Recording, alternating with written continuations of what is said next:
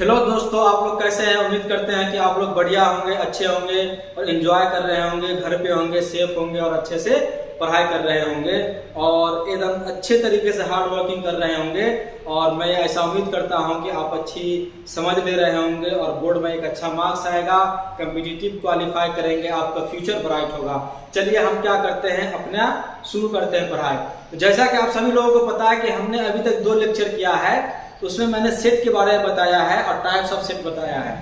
और अब हम क्या करेंगे, क्वेश्चन बनाएंगे जो एनसीईआरटी का 1.1 है एक्सरसाइज, वो बनाने जा रहे हैं। फिर बताता चलूं आपको कि मैं हमेशा एनसीईआरटी को फॉलो करूंगा, साथ में के सिन्हा को फॉलो करूंगा, एनसीईआरटी ओल्ड को फॉलो करूंगा, जो आपको एक अच्छी समझ देगी। चलिए यहाँ पे हम क्वेश्चन बनाने के लिए आते हैं। आप मेरी आवाज को अच्छा से सुनेंगे, बात आपको अच्छे से समझ में आएगा। देखिए यहाँ पे क्या है, बोल रहा है कि फॉलोइंग में से कौन सा सेट है और अपने आंसर को क्या करना है, जस्टिफाई करना है। यानी कि इसमें कौन सा सेट है उसका कारण बताना है, उसको जस्टिफाई करना है।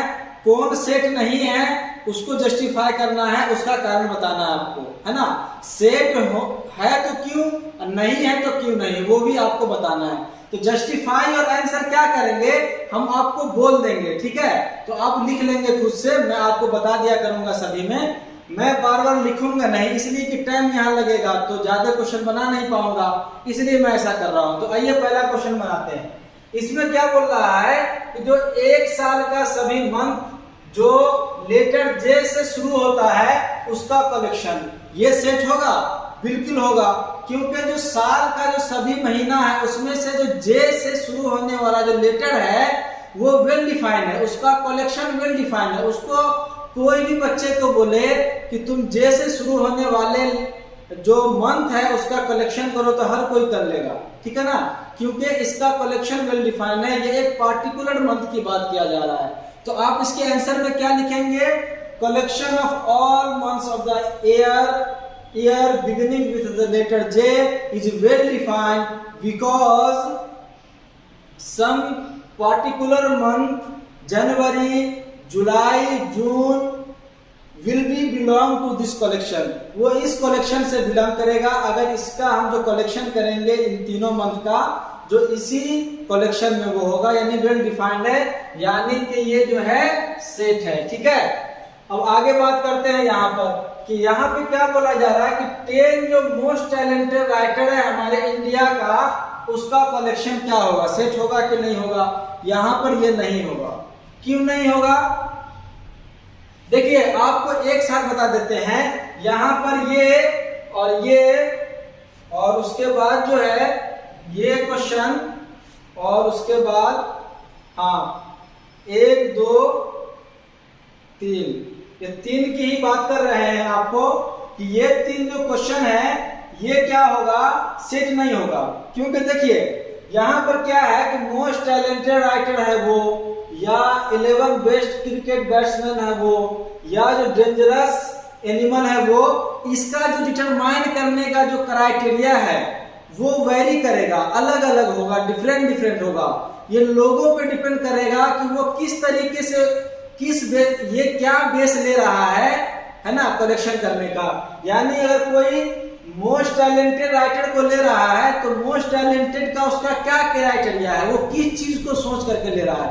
तो सबका जो है टैलेंटेड, जो मोस्ट टैलेंटेड होगा राइटर इंडिया का, उसके बारे में डिफरेंट थॉट्स होगा, अलग अलग विचार होगा, सब अलग। कुछ का जो है टैलेंटेड राइटर ऑफ इंडिया का जो लेने का होगा वो डिफरेंट होगा, कोई और ले रहा होगा, कलेक्शन करेगा तो वो कोई और होगा। यानी कि सब जो है टैलेंटेड राइटर कौन है उसको सोचने का, सबका सोच अलग अलग होगा, सबका क्राइटेरिया अलग होगा, सब अपने अकॉर्डिंग लेगा। इसलिए यहाँ पर ये जो 3 क्वेश्चन है ये क्या होगा, कलेक्शन इसका वेल डिफाइंड नहीं होगा, इसलिए क्या कहेंगे, इसको सेट नहीं कहेंगे, ठीक है। तो यहाँ पे हम इस पे क्या किए हैं, क्रॉस का निशान लगा देते हैं कि ये तीनों क्या है, सेट नहीं है। तो इसका आंसर तीनों का एक ही तरीके से क्या दे सकते हैं कि collection of 10 most talented writer of India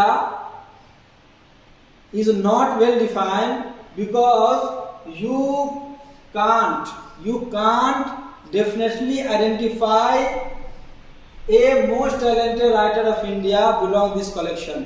आप एक जो है मोस्ट टैलेंटेड राइटर आप नहीं क्या कर सकते हैं, आइडेंटिफाई कर सकते हैं, निश्चित रूप से आप पहचान नहीं सकते हैं इस कलेक्शन में, क्योंकि सबका अलग अलग सोच होगा, सब अपने अकॉर्डिंग कलेक्शन करेगा, तो ये वेल डिफाइन नहीं होगा इसके कारण। ठीक है, जो मैं आंसर बताया हाँ उसको आप लिख सकते हैं। ठीक है, देखिए कोई भी कहीं पे आपको गुड दिखे, इंटेलिजेंट दिखे, ऑनेस्ट दिखे, टैलेंटेड दिखे, बेस्ट दिखे या डेंजरस दिखे, तो ये सब जो वर्ड है ना, तो ये सब का अपना अपना सोच के अकॉर्डिंग इसको लेगा, सब अपने अपने अकॉर्डिंग सोचेगा कि ये डेंजरस होगा, नहीं ये डेंजरस होगा। इसलिए इस तरीके का वर्ड कहीं में भी आता है ना तो वो क्या होगा, वेल डिफाइन नहीं होगा इस तरीके का ऑब्जेक्ट। जैसे आप सोचिए ना कि अगर हम बोलते हैं कि गुड टीचर कौन है, तो आप मान लीजिए बिहार का जो मान लेते हैं जॉब दे रहा है, वो क्या बेस लेगा, वो बेस लेगा कि जो बीपीएससी क्वालिफाई करके आ रहा है वो गुड टीचर है, यानी वो डिजर्व करता है टीचर के लिए, तो वो दे देगा। अगर वही एनबीएस केबीएस वाले को पूछेंगे तो बोलेगा नहीं, एग्जाम तो देना ही है आपको, इंटरव्यू भी देना है, बिना इंटरव्यू हम जज ही नहीं कर सकते हैं, तो उसका जो है गुड टीचर का अलग बेस है, अलग बेस है कि वो योग्य है कि नहीं, तो सबका अलग अलग बेस हो सकता है। इसलिए इस तरीके का क्वेश्चन क्या होगा, सेट नहीं होगा। अब चलिए हम आगे बढ़ते हैं यहाँ पर, तो ये 3 क्वेश्चन आप समझ गए होंगे। यहाँ पे बोल रहा है कि सभी बच्चे का कलेक्शन करना है जो आपके क्लास में है, तो ये क्या होगा, एक सेट होगा। क्यों होगा कि अगर हम कोई भी बच्चे को बोले कि बाबू तुम यहाँ आओ और इस क्लास में जाओ और सभी बॉय का कलेक्शन करना है एक क्लास में, तो वो कलेक्शन करके ले आएगा, सभी बच्चा लाएगा कलेक्शन करके, सेम होगा, डिफरेंट नहीं होगा, क्योंकि एक पार्टिकुलर क्लास के बारे में बात कहा जा रहा है जो बॉय का कलेक्शन करना है। या मान लीजिए हम बाहर से किसी और स्टेट से आदमी को बुलाए और बोले कि जाइए इस क्लास में आपको एक बॉय जो सभी बॉयज का कलेक्शन करना है, तो इजीली कर सकता है क्योंकि ये वेल डिफाइंड है। अगर अलग अलग आदमी को भेजेंगे तो भी कलेक्शन सेम होगा, डिफरेंट होगा नहीं, क्योंकि वेल डिफाइंड है। एक पार्टिकुलर क्लास में बॉय का कलेक्शन वेल डिफाइंड है, इजीली किया जा सकता है। तो इसका आप आंसर दे सकते हैं कि collection of all boys in your class is well defined because you can definitely identify a boy which belong to this collection। जो इस collection में boy है उसमें से एक बॉय को आप आराम से क्या कर सकते हैं, आइडेंटिफाई कर सकते हैं, पहचान सकते हैं, निश्चित रूप से डेफिनेटली कर सकते हैं। ठीक है, उसी तरीके से यहाँ पे देखिए तो सभी नेचुरल नंबर का आपको कलेक्शन करना है जो 100 से क्या है, कम है, तो 1 से लेकर 99 जो होगा नेचुरल नंबर, उसका कलेक्शन तो हर कोई कर सकता है, तो ये भी क्या है, वेल डिफाइन है। ठीक है ना। उसी तरीके से यहाँ पे आप देखिए नोवेल जो लिखा गया है राइटर प्रेमचंद के द्वारा, तो उसका कलेक्शन करना है। तो देखिए अगर कोई भी आदमी को पूछेंगे जो नॉलेजेबल होगा वो आराम से बता देगा कि जो कौन सा नोवेल लिखा गया है मुंशी प्रेमचंद के द्वारा। तो यहाँ पे ये नहीं सोचिएगा कि हम अगर मुंशी प्रेमचंद जो राइटर है उसका नोवेल जो लिखा गया पूछ रहे हैं, वो जाहिर है कि पढ़ा लिखा, उससे नहीं है। मतलब यहाँ पे ये है कि उसका जो नोवेल लिखा गया वो वेल डिफाइंड है, आप कहीं से भी इसको ले सकते हैं, जान सकते हैं, यानी वो फिक्स है, जो लिखा गया नोवेल वो फिक्स है, वो कोई और हो ही नहीं सकता है। ठीक है, तो ये भी क्या है, वेल डिफाइंड है, ये भी क्या है, सेट है। और यहाँ पे बात कर लेते हैं इसके बारे में, तो ये जो जहां जहां पे वेल डिफाइंड हम बोल रहे हैं ना, इस सभी का आंसर एक तरीके से दे सकते हैं। जैसे यहाँ पे देखिए, यहाँ पे क्या लिख देंगे, collection of all natural number less than 100 is well defined because you anyone you can definitely identify a number which belong to this collection। सभी में इसी तरीके का सेंटेंस लिख सकते हैं। अब चलिए यहाँ पे देखिए तो सभी इवन इंटीजर का क्या करना है, कलेक्शन करना है हमको, तो आराम से कर सकते हैं। हमारे पास क्या होगा, -2 + 2 हो जाएगा, -4 + 4, तो ये क्या है, एक वेल डिफाइंड ऑब्जेक्ट है, वेल डिफाइंड कलेक्शन होगा इसका, तो ये भी क्या होगा, सेट होगा। तो जिस तरीके से इसका आंसर दिया है उसी तरीके का इसका भी दे सकते हैं। अब देखिए तो जो क्वेश्चन का कलेक्शन करना है इस चैप्टर में है, तो ये भी क्या होगा, वेल डिफाइंड होगा। ये वेल डिफाइंड इसलिए होगा कि देखिए अगर हम बोलते हैं, किसी भी आदमी को बोलेंगे कि बाबू आपका जो बुक है उसमें जो ये पार्टिकुलर चैप्टर है उसमें जो क्वेश्चन है उसका कलेक्शन करो, तो सभी स्टूडेंट आराम से कलेक्शन क्वेश्चन कर सकता है ना। अगर हम आपको पूछे कि आपके चैप्टर में कौन कौन सा क्वेश्चन है, आप जो बुक पढ़ रहे हैं, कोई बुक ले लीजिए, मान लेते हैं एनसीईआरटी ले लेते हैं, तो वो फिक्स होगा ना, उस चैप्टर के लिए क्वेश्चन फिक्स होगा, है ना।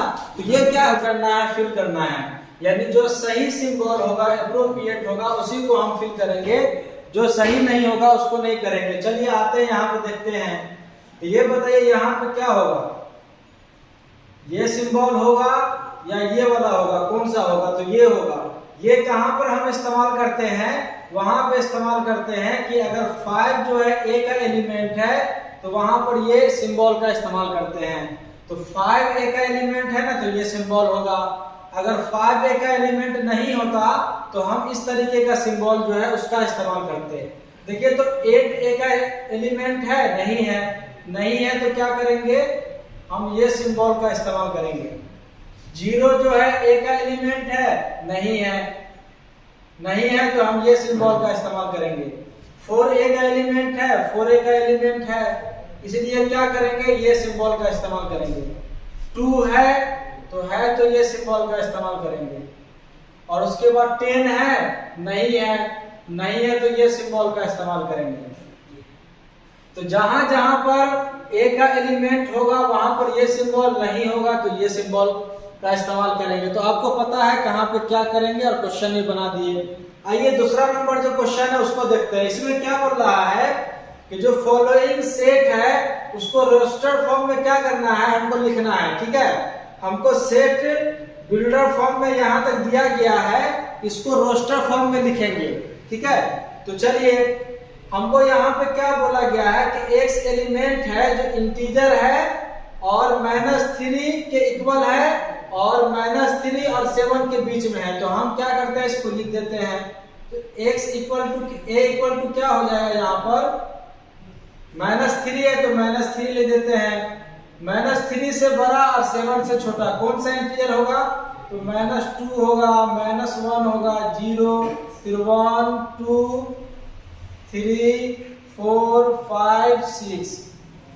तो ये हो गया रोस्टर फॉर्म में हमारा सेट, इसको हम ऐसे लिख दिए। अब क्या है, यहाँ पे हमको b लिखना है। तो चलिए हम क्या करते हैं, b को यहाँ पे लिख देते हैं। यहाँ पे क्या बोला जा रहा है कि जो हमारा एलिमेंट है, नंबर है, नेचुरल नंबर है जो 6 से कम है, तो क्या हो जाएगा 1, 2, 3, 4, 5, 6 नहीं है, 6 से कम है ना, तो ये हो जाएगा।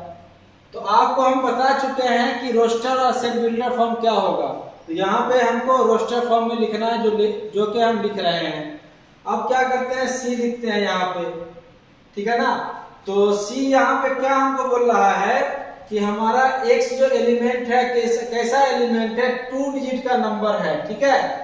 इस तरीके से है कि उनके डिजिट का सम करेंगे तो 8 हो जाना चाहिए, ठीक है ना। तो चलिए यहाँ पे हम क्या करेंगे, यहाँ पे हम 3, 5 लिखेंगे।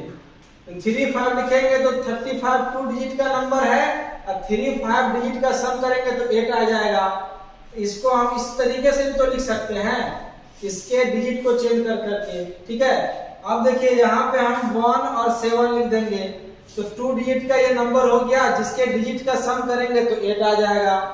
इसको हम ऐसे भी तो लिख सकते हैं, ठीक है। अब 2, 6 लिख दिया 26, ये 2 डिजिट का नंबर है और 2 और 6 डिजिट जो है इसको ऐड करेंगे तो 8 आ जाएगा इसका सम, तो ये हो जाएगा। इसको हम ऐसे भी क्या कर सकते हैं, लिख सकते हैं, ठीक है। अब कौन सा होगा, 4, 4 ये भी होगा। ये 2 डिजिट का नंबर है जो इन दोनों डिजिट का सम करेंगे तो 8 आ जाएगा, है ना। अब क्या होगा, और भी होगा। तो और इसमें जहां तक हमको समझ में आ रहा है कि नहीं होगा, तो ये क्या हो जाएगा, रोस्टर फॉर्म में ये मेरा आंसर आ गया।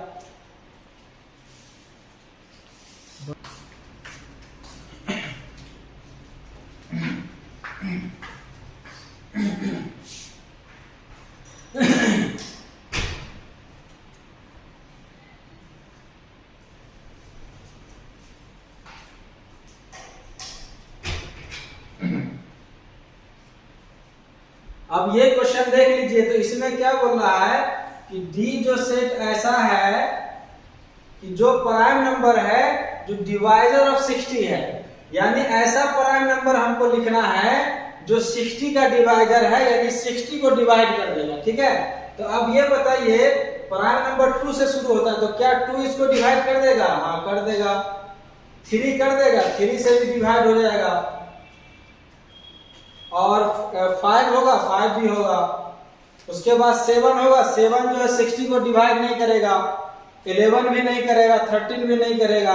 तो कहने का मतलब यही 3 नंबर ऐसा है जो 3 प्राइम नंबर है जो 60 को डिवाइड कर देगा, यानी कि ये तीनों डिवाइजर हो गया। अब आगे देख लेते हैं कि सभी लेटर का हमको सेट लिखना है जो ट्रिगोनोमेट्री है। तो चलिए हम क्या कर देते हैं, यहाँ पर इसको लिख देते हैं। तो E इक्वल टू क्या हो जाएगा हमारे पास?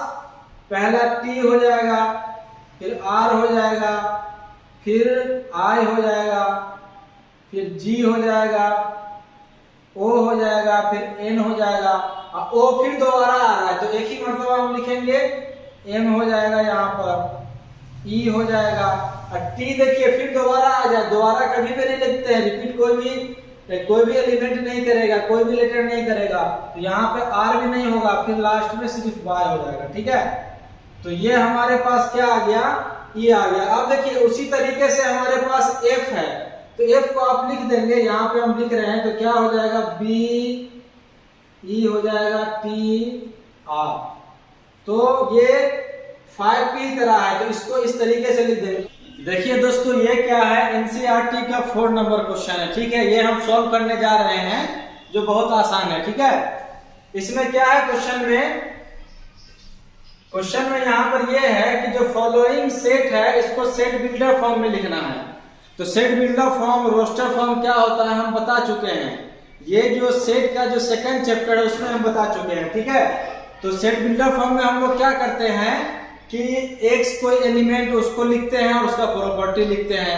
चलिए हम सेट बिल्डर फॉर्म में इसको लिखते हैं। ठीक है, तो यहाँ पे क्या करेंगे हम, यहाँ पे हम लिख रहे हैं x लिख दिए और ये सेमी कॉलन हो गया।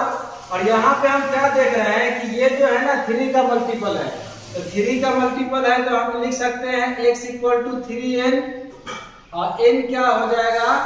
नेचुरल नंबर हो जाएगा, एंड और नेचुरल नंबर हो जाएगा ना, कहां से कहां हो जाएगा? 3 4 जा होगा, तो यहाँ पे लिख देंगे कि मेरा जो n है 1 से लेकर के 4 तक होगा। ठीक है, तो यहाँ पे x एलिमेंट को बता रहा है इस सब को, और 3n क्या बता रहा है कि वो 3 का मल्टीपल है, और जो n का क्या प्रॉपर्टी है, यानी कि जो हमारा नंबर उसका क्या प्रॉपर्टी है वो लिख दिए हैं कि 1 से लेकर के 4 तक होगा। वो इसको हमने सेट बिल्डर फॉर्म में लिख दिया। ठीक है, अब यहाँ पे आप देखिए इसको क्या लिखेंगे हम लोग। तो यहाँ पे आप क्या देख रहे हैं कि ये 2 है ना, तो 2 का पावर 1 लिख सकते हैं, और यहाँ पे इसको क्या देख रहे हैं कि 2 का पावर 2 लिख सकते हैं, इसको हम 2 का पावर 3 लिख सकते हैं, इसको हम क्या कर सकते हैं 2 का पावर 4 लिख सकते हैं, और इसको हम 2 का पावर 5 लिख सकते हैं। तो हम क्या देख रहे हैं कि सभी के पावर में 2 का कुछ ना कुछ है जो 1 से लेके 5 तक है, तो वही काम यहाँ पे करेंगे। हम यहाँ पे लिखेंगे कि हमारा एलिमेंट x हो गया जो क्या है 2 का पावर n है, और n हमारा नेचुरल नंबर है,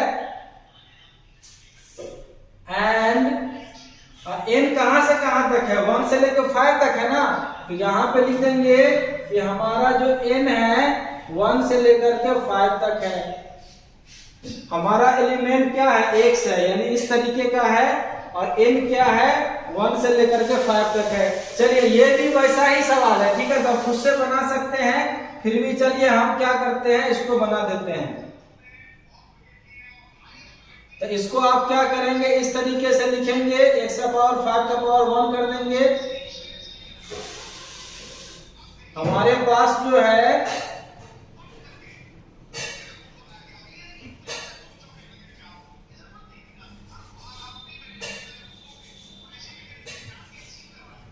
ठीक है, तो ये सेम क्वेश्चन हमने बना दिया। अब आप इसको देखिए, तो आप यहाँ पे क्या देख रहे हैं कि 2 है, 4 है, 6 है, तो एक इवेन नंबर है ना, तो यहाँ पे आप इसको ऐसे लिख सकते हैं कि x है, x इक्वल टू क्या है 2n है, n क्या है? एक नेचुरल नंबर है। ठीक है, तो आप इस तरीके से इसको लिख सकते हैं, या आप इसको ऐसे भी दिखा सकते हैं कि हमारा जो एलिमेंट है x है, x इज यहां पे क्या कर देंगे,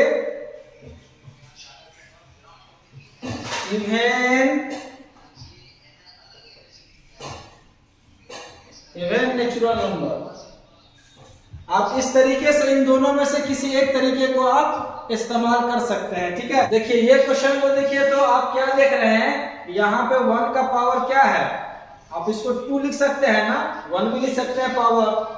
आप क्या लिख सकते हैं 4 को कि 2 का पावर क्या है 2 है, यहाँ पे लिख सकते हैं 3 का पावर क्या है 2 है, यहाँ पे लिख सकते हैं 10 का पावर 2 है।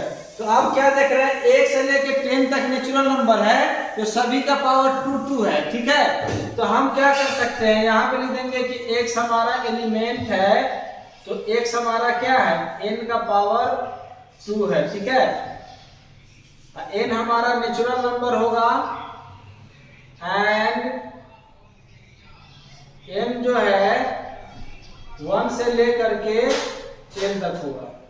तो आप देख रहे हैं कि हमारा 1 से लेकर के 10 तक है, 1 से लेकर के 10 तक है, और सभी के पावर में 2 है, सभी के पावर में 2 है। तो इस तरीके से हम लिख दिए यहाँ पे सेट बिल्डर फॉर्म में। उम्मीद है कि समझ गए होंगे।